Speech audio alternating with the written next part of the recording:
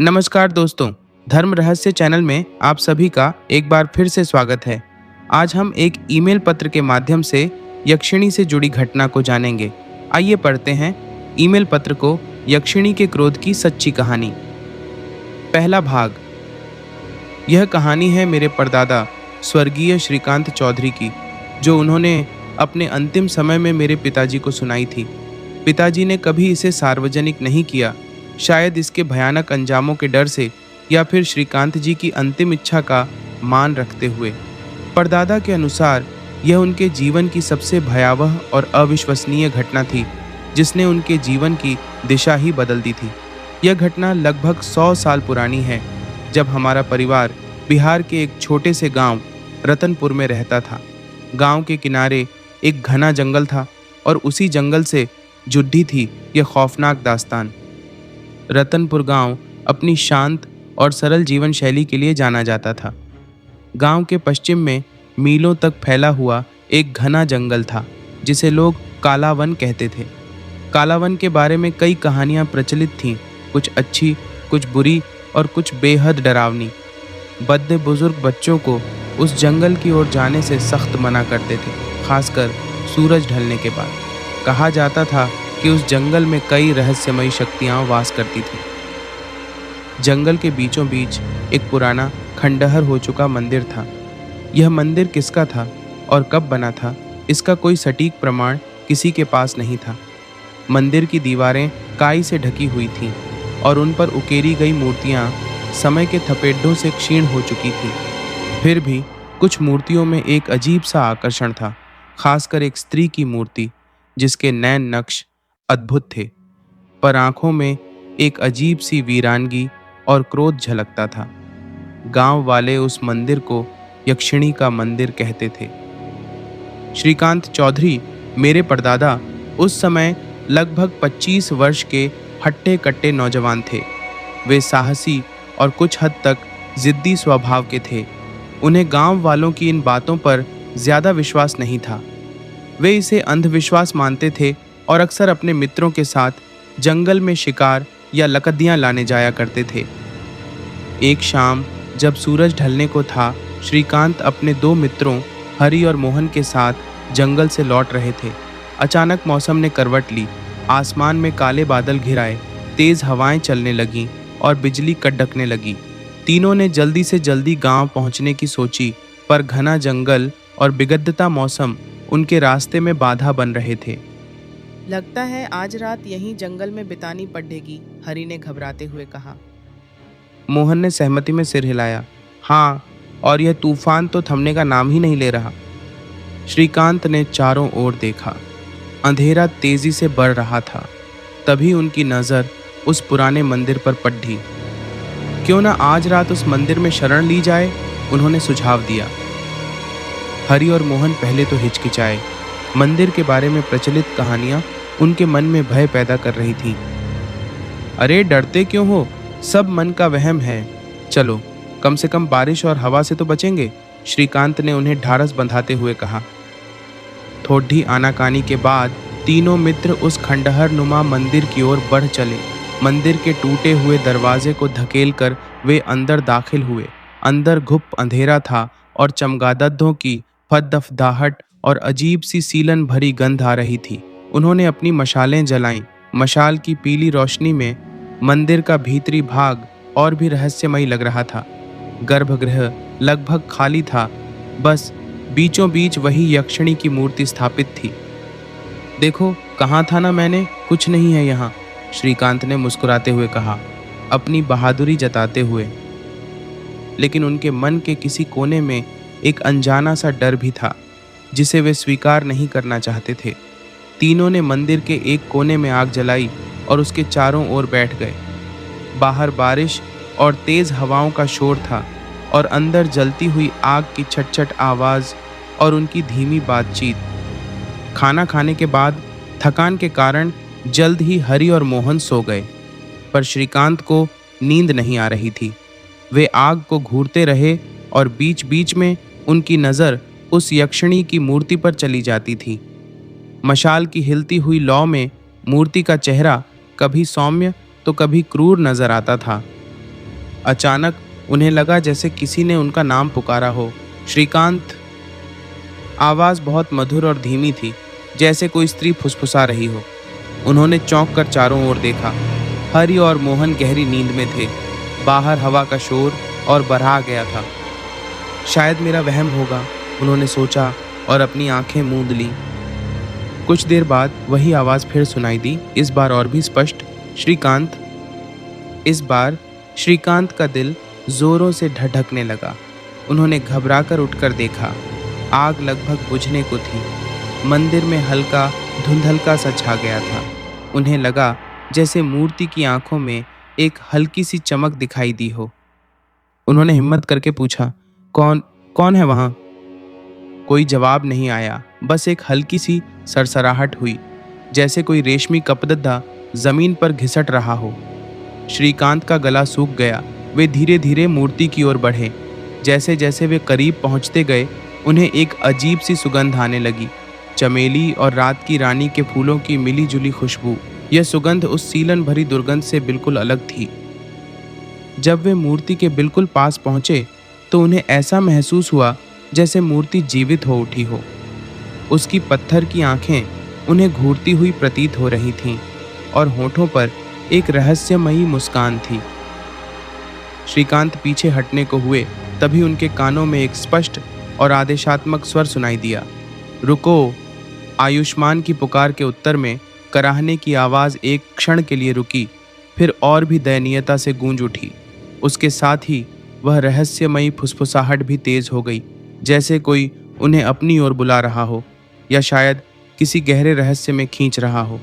आयुष्मान ने अपनी तलवार को और मजबूती से पकड़ लिया। उनके साथियों के चेहरे पर भय स्पष्ट था, पर वे अपने मालिक का साथ छोड़ देने को तैयार नहीं थे।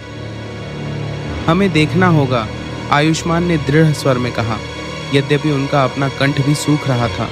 हो सकता है कोई घायल हो और उसे हमारी सहायता की आवश्यकता हो। मुरारी ने कांपते हुए कहा, मालिक, यह स्थान सुरक्षित नहीं लग रहा, कहीं यह कोई जाल ना हो। जाल हो या न हो, मुरारी, आयुष्मान ने उत्तर दिया, हम यहाँ सच जानने आए हैं और बिना देखे लौट जाना कायरता होगी। गजाधर ने अपनी लाठी को संभालते हुए कहा, मैं आपके साथ हूँ मालिक। तीनों अपनी मशालों को आगे किए हुए सावधानी से उस दिशा में बढ़े जिधर से आवाज आ रही थी। वह एक संकरा गलियारा था, जिसकी छत कई स्थानों पर टूटी हुई थी और दीवारों पर भयानक आकृतियां उभरी हुई थीं, जो मशाल की रोशनी में और भी विकराल लग रही थीं। सीलन और उस अजीब मीठी गंध का मिश्रण और भी तीव्र हो गया था। गलियारे के अंत में एक भारी लकड़ी का दरवाज़ा था, जो आधा खुला हुआ था। कराहने और फुसफुसाने की आवाज़ उसी के भीतर से आ रही थी। आयुष्मान ने दरवाजे को धीरे से धक्का दिया। चरमराते हुए दरवाज़ा पूरा खुल गया। अंदर एक छोटा, लगभग चौकोर कक्ष था। कक्ष के बीचों बीच जमीन पर एक आकृति पढ़ी हुई थी। पहली नज़र में वह किसी स्त्री की आकृति लगी, जिसके बाल बिखरे हुए थे और वस्त्र अस्त व्यस्त थे। वह कराह रही थी और उसका शरीर रह रह कर कांप रहा था। कौन हो तुम? आयुष्मान ने पूछा। उनकी आवाज़ में कठोरता के साथ साथ एक अनिश्चितता भी थी। वह आकृति धीरे से पलटी। मशाल की रोशनी जब उसके चेहरे पर पड़ी ही तो तीनों के मुंह से एक दबी हुई चीख निकल गई। वह कोई स्त्री नहीं, बल्कि गांव का ही एक जाना पहचाना युवक रधुआ था। रधुआ कुछ दिनों से लापता था और गांव वालों ने मान लिया था कि वह किसी जंगली जानवर का शिकार हो गया होगा या नदी में बह गया होगा।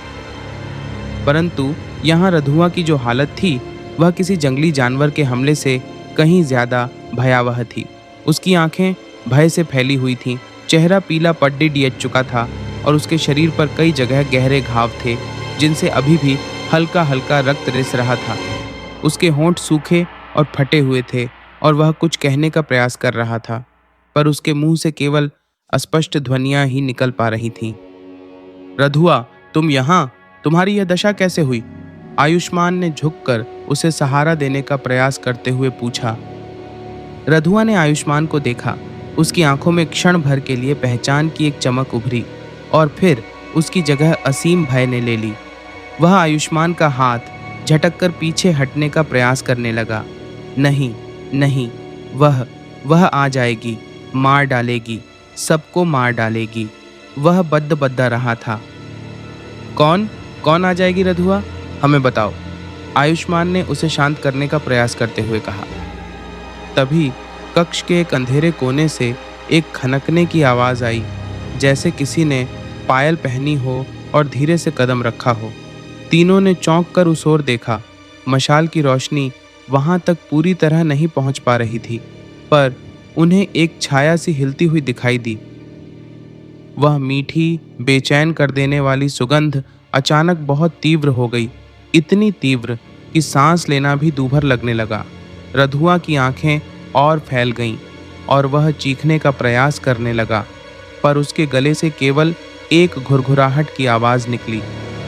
वह आ गई, उसने कांपते हुए कहा और बेहोश हो गया। आयुष्मान और उनके साथी उस अंधेरे कोने को घूर रहे थे। छाया धीरे धीरे स्पष्ट होने लगी। वह एक स्त्री की आकृति थी, लंबी और छरहरी। उसके बाल कमर तक लहरा रहे थे और उसने गहरे लाल रंग के वस्त्र पहने हुए थे। उसका चेहरा अभी भी स्पष्ट नहीं था, पर उसकी उपस्थिति में एक अजीब सा सम्मोहन और उतना ही गहरा भय था। कौन हो तुम? आयुष्मान ने अपनी तलवार को सामने करते हुए पूछा। उनकी आवाज में अब पहले जैसी दृढ़ता नहीं थी। वह आकृति धीरे धीरे प्रकाश की ओर बढ़ी। जब मशाल की रोशनी उसके चेहरे पर पड़ी तो आयुष्मान, गजाधर और मुरारी स्तब्ध रह गए। वह चेहरा ठीक वैसा ही था जैसा उन्होंने बाहर आंगन में स्थापित यक्षिणी की मूर्ति का देखा था। अद्भुत सौंदर्य, तीखे नैन नक्श, पर आंखों में वही असीम वेदना और प्रचंड क्रोध। बस फर्क इतना था कि यह चेहरा जीवित था और उसकी आंखें उन्हें ही घूर रही थीं, एक ऐसी भेदक दृष्टि से जो सीधे आत्मा तक को कंपा दे। उसके होठों पर एक हल्की रहस्यमयी मुस्कान उभरी। तुम लोग मेरे घर में मेरी अनुमति के बिना? उसकी आवाज किसी मीठे झरने के समान मधुर थी, पर उसमें एक ऐसी ठंडक थी जो हड्डियों तक को जमा दे। तुम्हारी इतनी हिम्मत?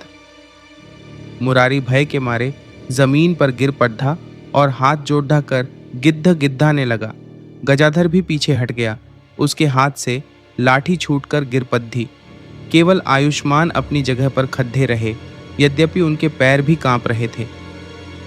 हम तो बस ये देखने आए थे कि आयुष्मान ने हकलाते हुए कहना शुरू किया कि मैं सच में हूं या नहीं। यक्षिणी ने उसकी बात काटते हुए कहा। उसकी मुस्कान और चौड़ी हो गई, पर आंखों का क्रोध और गहरा। अब देख लिया, विश्वास हो गया। वह धीरे धीरे उनकी ओर बढ़ने लगी। उसके हर कदम के साथ पायल की मधुर ध्वनि पूरे कक्ष में गूंज रही थी, पर वह ध्वनि अब किसी मृत्यु संगीत से कम नहीं लग रही थी। तुमने मेरे प्रिय वटवृक्ष को अपवित्र किया, उसने कहा। उसकी आवाज में अब स्पष्ट क्रोध था। और अब मेरे विश्राम स्थल में घुसकर मेरी शांति भंग की है। इसकी सजा तो तुम्हें मिलनी ही चाहिए। आयुष्मान समझ गए कि वे किसी साधारण मनुष्य से नहीं, बल्कि एक शक्तिशाली, क्रोधित यक्षिणी के सामने खड़े हैं। गांव वालों की कहानियां सच थीं। उनका तर्कवाद और साहस अब जवाब देने लगा था। आगे की कहानी अगले पत्र के माध्यम से प्राप्त करेंगे। वीडियो को लाइक, शेयर और सब्सक्राइब करें। आप सभी का दिन मंगलमय हो। जय मां पराशक्ति।